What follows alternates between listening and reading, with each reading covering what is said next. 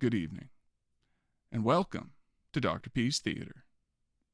My name is Dr. Dennis Business. And tonight we will begin and end a story. Shorter than some, but better than most. I present The Lottery by Shirley Jackson.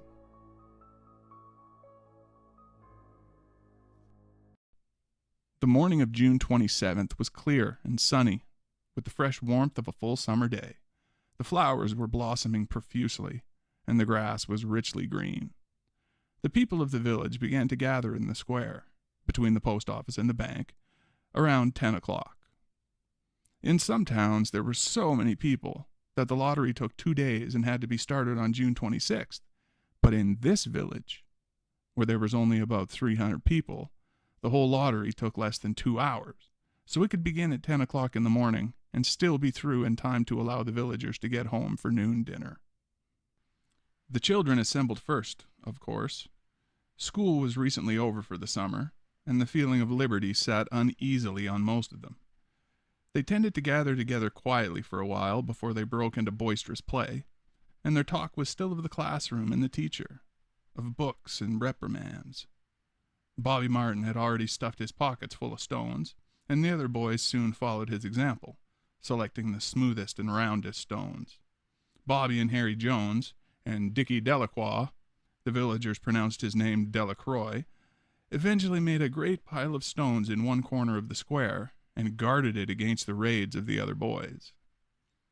The girls stood aside, talking amongst themselves, looking over their shoulders at the boys, and the very small children rolled in the dust or clung to the hands of their older brothers or sisters. Soon the men began to gather, surveying their own children, speaking of planting and rain, tractors and taxes. They stood together away from the pile of stones in the corner, and their jokes were quiet, and they smiled rather than laughed.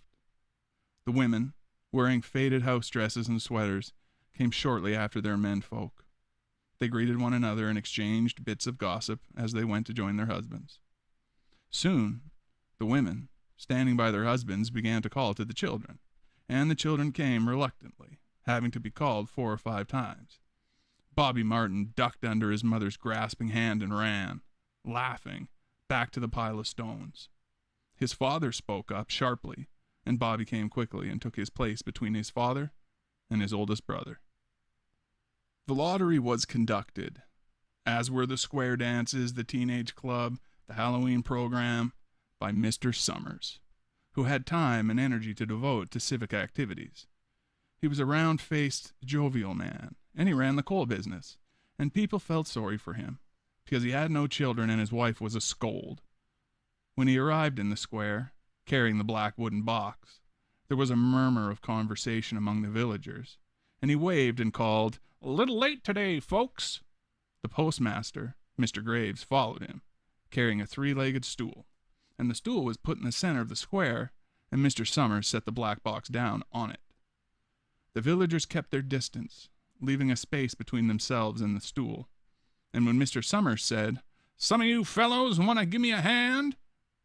there was a hesitation before 2 men, Mr. Martin and his oldest son, Baxter, came forward to hold the box steady on the stool while Mr. Summers stirred up the papers inside it. The original paraphernalia for the lottery had been lost long ago, and the black box, now resting on the stool, had been put into use even before old man Warner, the oldest man in town, was born. Mr. Summers spoke frequently to the villagers about making a new box, but no one liked to upset even as much tradition as was represented by the black box. There was a story that the present box had been made with some pieces of the box that had preceded it, the one that had been constructed when the first people settled down here to make a village. Every year, after the lottery, Mr. Summers began talking again about a new box, but every year the subject was allowed to fade off without anything being done. The black box grew shabbier each year, and by now it was no longer completely black, but splintered badly along one side to show the original wood color, and in some places faded or stained. Mr. Martin and his oldest son, Baxter, held the black box securely on the stool until Mr. Summers' hand stirred the papers thoroughly with his hand. Because so much of the ritual had been forgotten or discarded, Mr. Summers had been successful in having slips of paper substituted for the chips of wood that had been used for generations. Chips of wood, Mr. Summers had argued, had been all very well when the village was tiny, but now the population was more than 300 and likely to keep on growing. It was necessary to use something that would fit more easily into the black box. The night before the lottery, Mr. Summers and Mr. Graves made up the slips of paper and put them in the box, and then it was taken to the safe of Mr. Summers' coal company and locked up until Mr. Summers was ready to take it to the square next morning. The rest of the year, the box was put away, sometimes one place, sometimes another. It had spent 1 year in Mr. Graves' barn and another year underfoot in the post office, and sometimes it was left on a shelf in the Martin grocery store and just left there. There was a great deal of fussing to be done before Mr. Summers declared the lottery open. There were the lists to make up, of heads of families, heads of households in each family, members of each household in each family. There was the proper swearing in of Mr. Summers by the postmaster, as the official of the lottery. At one time, some people remembered, there had been a recital of some sort, performed by the official of the lottery, a perfunctory, tuneless chant that had been rattled off duly each year. Some people believed that the official of the lottery used to stand just so when he said or sang it. Others believed that he was supposed to walk among the people. But years and years ago, this part of the ritual had been allowed to lapse. There had been also a ritual salute, which the official of the lottery had had to use in addressing each person who came to draw from the box. But this also had changed with time. Until now, it was felt necessary only for the official to speak to each person approaching. Mr. Summers was very good at all this. In his clean white shirt and blue jeans, with one hand resting carelessly on the black box, he seemed very proper and important as he talked interminably to Mr. Graves and the Martins.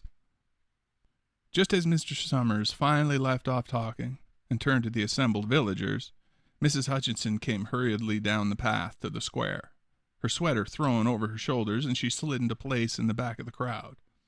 "I clean forgot what day it was," she said to Mrs. Delacroix, who stood next to her, and they both laughed softly. "Thought my old man was out back stacking wood," Miss Hutchinson went on, "and then I looked out the window and the kids were gone. And then I remembered it was the 27th, and I came a-running." She dried her hands on her apron, and Mrs. Delacroix said, "You're in time, though. They're still talking away up there." Mrs. Hutchinson craned her neck to see through the crowd, and found her husband and children standing near the front. She tapped Mrs. Delacroix on the arm as a farewell, and began to make her way through the crowd. The people separated good-humoredly to let her through. 2 or 3 people said, in voices just loud enough to be heard across the crowd, "Here comes your Mrs. Hutchinson," and "Bill, she made it after all." Mrs. Hutchinson reached her husband and Mr. Summers, who had been waiting, and they said, "Thought we were going to have to get it on without you, Tessie." Mrs. Hutchinson said, grinning, "Wouldn't you have me leave them dishes in the sink now, would you, Joe?" And soft laughter ran through the crowd as the people started back into position after Mrs. Hutchinson's arrival. "Well now," Mr. Summers said soberly, "guess we better get started. Get this over with so we can get back to work. Anybody ain't here?" "Dunbar!" several people said. "Dunbar! Dunbar!" Mr. Summers consulted his list. "Clyde Dunbar," he said. "That's right. He's broke his leg, hasn't he? Who's drawing for him?" "Me, I guess," a woman said, and Mr. Summers turned to look at her. "A wife draws for her husband," Mr. Summers said. "Don't you have a grown boy to do it for you, Janie?" Although Mr. Summers and everyone else in the village knew that answer perfectly well, it was the business of the official of the lottery to ask such questions formally. Mr. Summers waited with an expression of polite interest while Mrs. Dunbar answered. Horace not but 16 yet, Mrs. Dunbar said regretfully. Guess I gotta fill the void for the old man this year. Right. In 3. Right, Mr. Summers said. He made a note on the list he was holding. Then he asked, Watson boy drawing this year? A tall boy in the crowd raised his hand. Here, he said. I'm drawing for my mother and me. He blinked his eyes nervously, and he ducked his head as several voices in the crowd said things like, Good fellow, Jack, and Glad to see your mother's got a man to do it. Well, Mr. Summers said, Guess that's everyone. Old man Warner make it? Here, a voice said, and Mr. Summers nodded.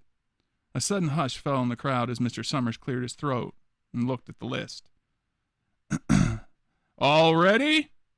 He called. Now I'll read the names. Heads of families first, and the men come up and take a paper out of the box. Keep the paper folded in your hand without looking at it until everyone has had a turn. Everything clear? The people had done it so many times that they only half listened to the directions. Most of them were quiet, wetting their lips, not looking around. Then Mr. Summers raised one hand high and said, Adams! A man disengaged himself from the crowd and came forward. Hi, Steve, Mr. Summers said, and Mr. Adams said, Hi, Joe. They grinned at one another humorlessly and nervously. Then Mr. Adams reached into the black box and took out a folded paper. He held it firmly by one corner as he turned and went hastily back to his place in the crowd, where he stood a little apart from his family, not looking down at his hand. Allen, Mr. Summers said. Anderson. Bentham.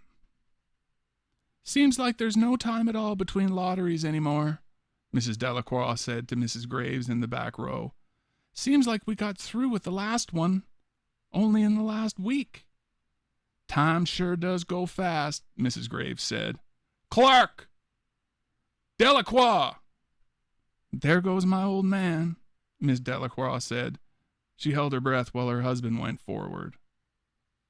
Dunbar, Mr. Summers said, and Mrs. Dunbar went steadily to the box while one of the women said, Go on, Janie, and another said, There she goes. We're next, Mrs. Graves said.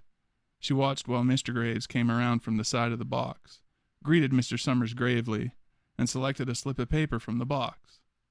By now, all through the crowd there were men holding the small folded papers in their large hands, turning them over and over nervously.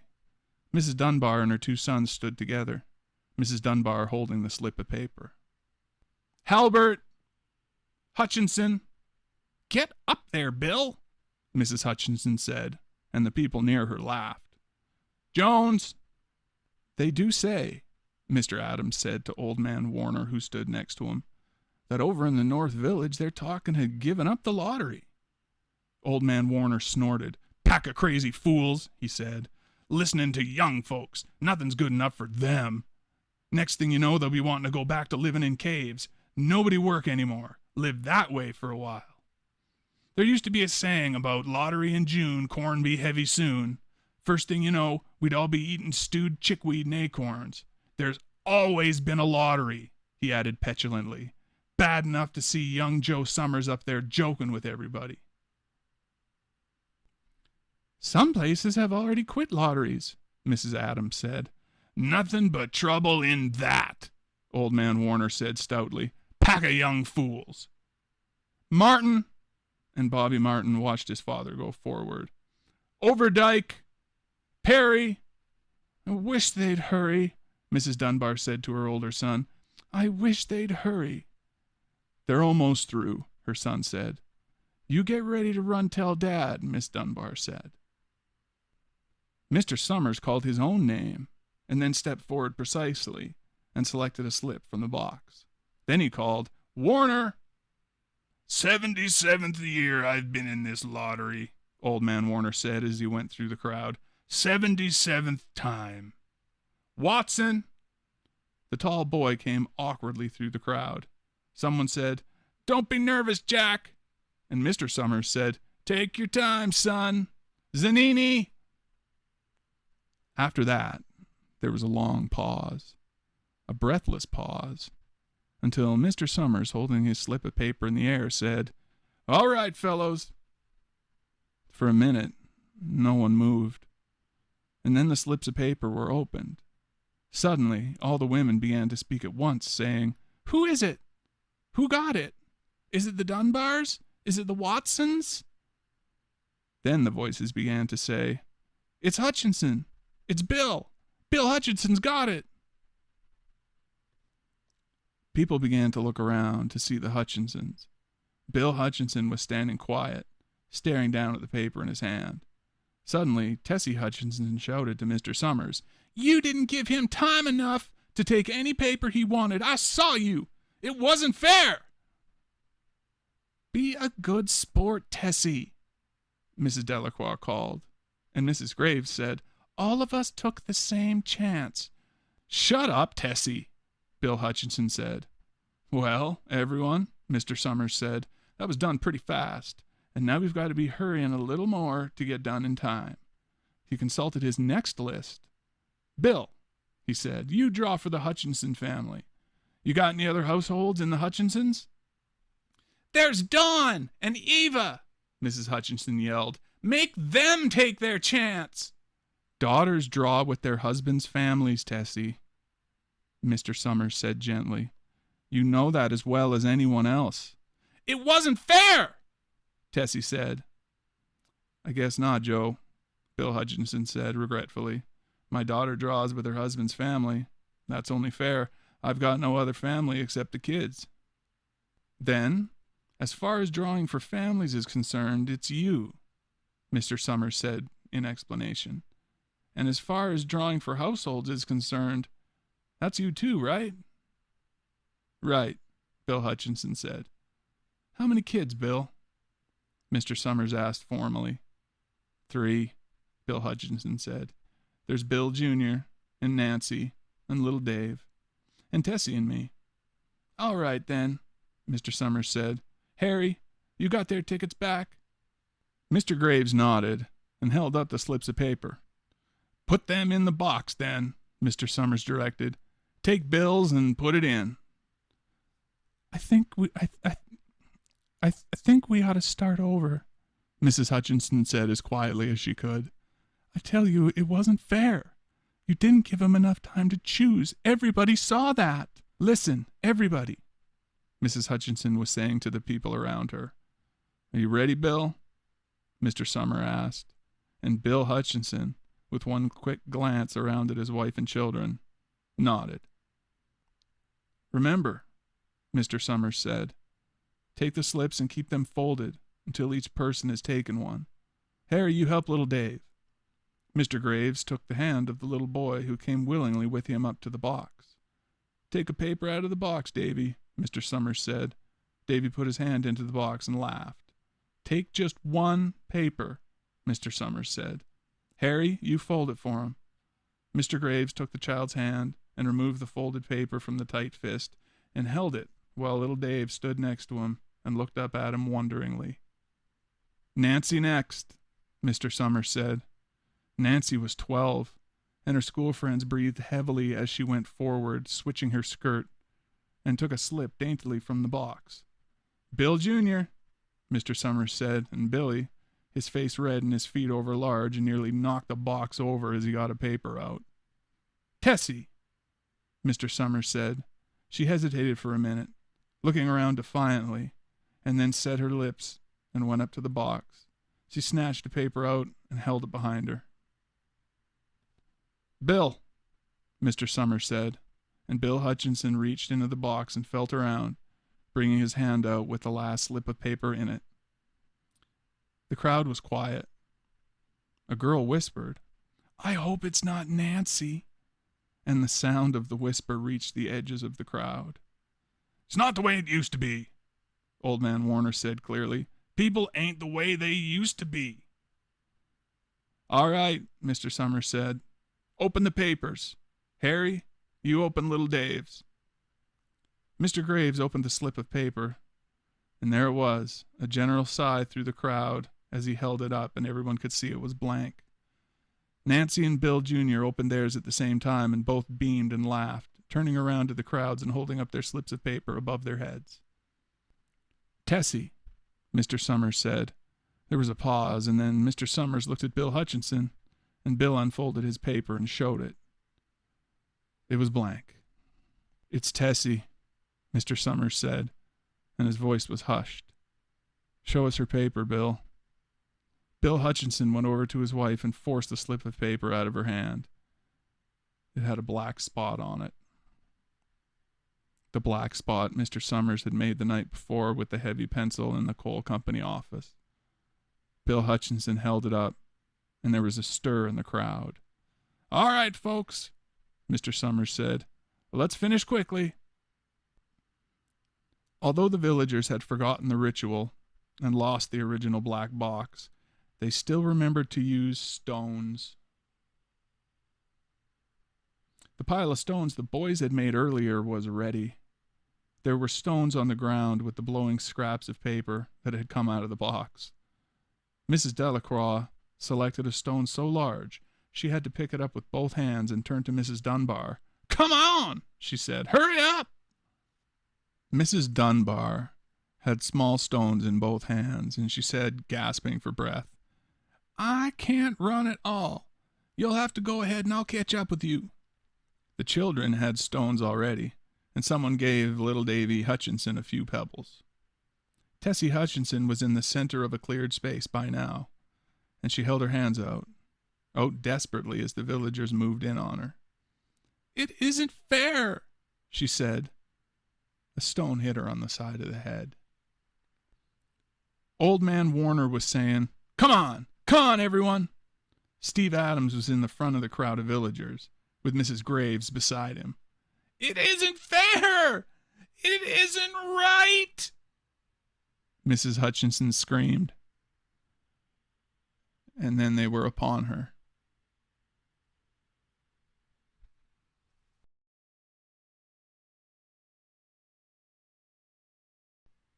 That was The Lottery by Shirley Jackson, first published in the New Yorker in 1948. I didn't see the public stoning coming at the end. I didn't know what the lottery was for, but that was it, a public stoning. How could you stone your townmates? It's like a purge from the 40s, but on one dude or lady. I don't get how if she died, how do you walk the streets the next day? It's this lottery. They had forgotten most of the ritual, but they kept the stones, which means the ritual wasn't as important as the stoning.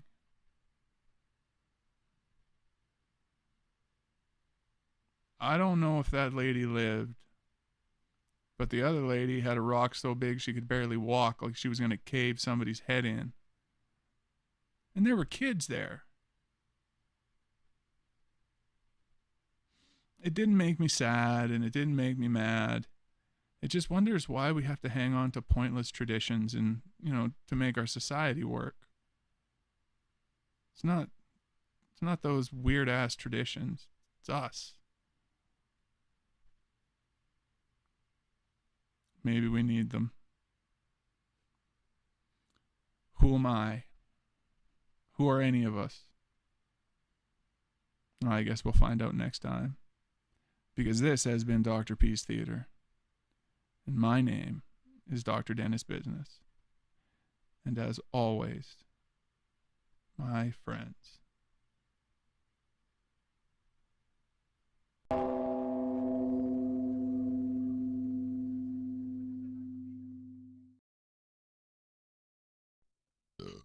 Why did I drink something bubbly?